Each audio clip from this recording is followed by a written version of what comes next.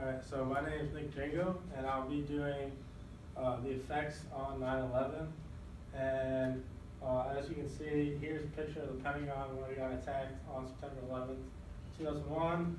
And here's the World Trade Centers on September 11th, 2001. Just a little introduction to my research. On September 11th, 2001, America lost approximately 3,000 lives in the terrorist attacks. The terrorist attacks happened when 4 separate jetliners crashed into the World Trade Centers in New York City, the Pentagon in Washington, D.C., and the last one crashed down in Shanksville, Pennsylvania. My thesis is that these acts of terrorists ended up having major effects on the United States economy, drove the United States into a military conflict in the Middle East, and it also changed airport security measures throughout the whole entire country. Here's just some short-term impacts on the United States economy. 4 days after the attacks on 9/11, the stock market was forced to shut down, or it was forced to shut down for 4 days, excuse me.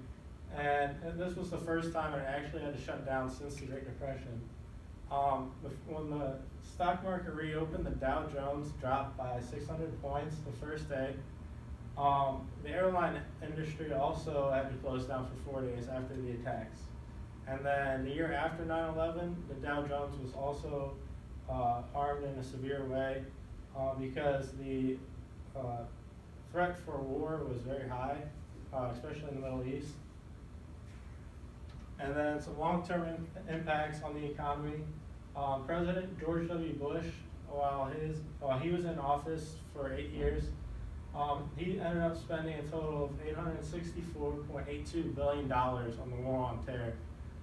President Barack Obama, his predecessor, or his successor, ended up spending a total of $857 billion on the war on terror. But instead of calling it the war on terror, he ended up calling it military spending. The war on terror cost overall in these two administrations cost America $1.8 trillion. If we would not have gone to war, our total debt would be about $16.2 trillion, I believe. And instead of being $18 trillion, which it is today, so no matter what, we'd still be in a ton of debt. Next is the military conflict that ensued after the attack on 9/11. One of the most famous lines from President Bush's administration that came a couple days after the attacks when he was in New York City. He said, "I can hear you, I can hear you. The rest of the world hears you, and soon the people that knock down these buildings will hear from all of us soon." President gave the Taliban, which was an Islamic State, a group who controlled large portions of Afghanistan, and he gave them the option of giving up Al-Qaeda and Osama bin Laden, and if not, we would retaliate against them.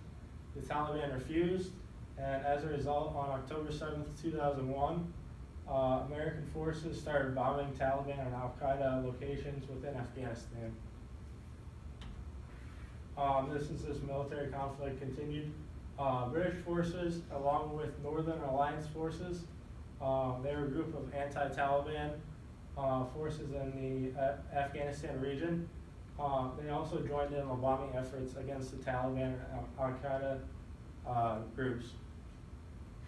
The Northern Alliance captured Kabul, which is the capital city of Afghanistan, in November of 2001, and many Al-Qaeda fighters were also forced to retreat because of this, and they retreated into the caves and mountain regions of Afghanistan and Pakistan.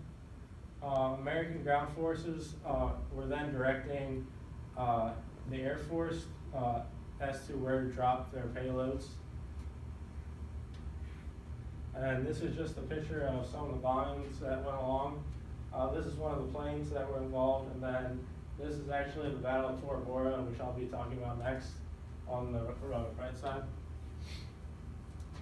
December of 2001, the caves and mountain regions were captured by American forces. And this resulted in many Al-Qaeda and Taliban deaths or for them to be captured. Osama bin Laden, unfortunately, was not among any of the Al-Qaeda people that were captured or killed during this raid, and this was called the Battle of Tora Bora, and this is just the region in between Pakistan and Afghanistan.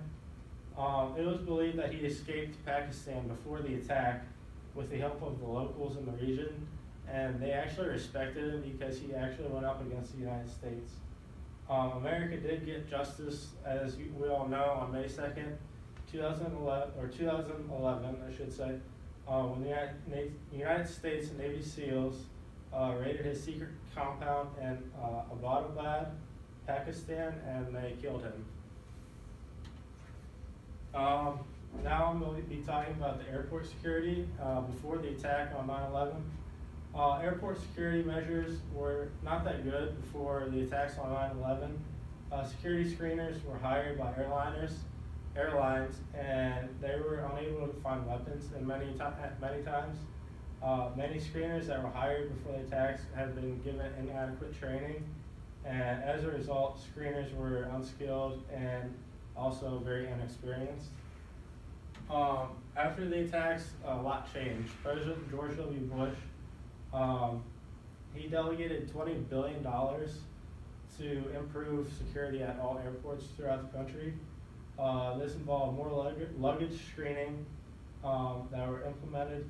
Security officers also had the ability to check luggage and also do vehicle checks. They also were able to screen passengers before they boarded planes, and also operate luggage screening such as like X-ray machines. The next thing was the Transportation Security Administration, also known as the TSA, was created out of this. It was created out of the Homeland Security Act of after 9/11. And they were created in order to improve security measures at all airports throughout the country also.